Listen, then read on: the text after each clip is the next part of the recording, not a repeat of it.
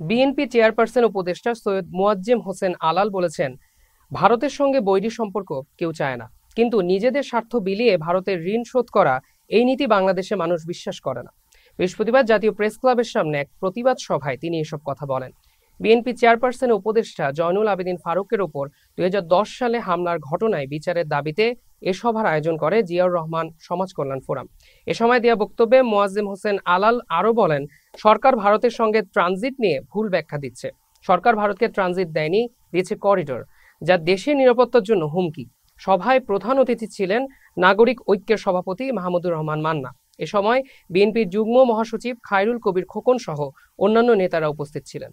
ভারতের সঙ্গে বৈরী সম্পর্ক আমরা কেউই চাই না, কিন্তু আমাদের নিজেদের স্বার্থ দেখিয়ে দিয়ে ভারতের ঋণ আজীবন বলে শোধ করতে হবে এই নীতিতেও বাংলাদেশের মানুষ বিশ্বাস করে না। ভারতের সঙ্গে কোনো ট্রানজিট নয়। আজকে আওয়ামী লীগ সভানেত্রী জাতীয় সংসদে তা বলছেন, এই কথা বিকৃত ব্যাখ্যা। তিনি বলছেন ট্রানজিট দিলে ক্ষতি কি? ট্রানজিট বলে কোনটাকে? এক দেশ থেকে ঢুকবে, মাঝখানে আর এক দেশ হয়ে আরেকটি দেশে চলে যাবে, সেটা হলো ট্রানজিট। কিন্তু আজকে ভারত কি চাচ্ছে? ভারতের সঙ্গে সরকার কি চুক্তি করেছে? ভারত থেকে ট্রেন আসবে, বাংলাদেশ হয়ে আবার ভারতে গিয়ে ঢুকবে। এটা ট্রানজিট না, এটা হচ্ছে করিডোর।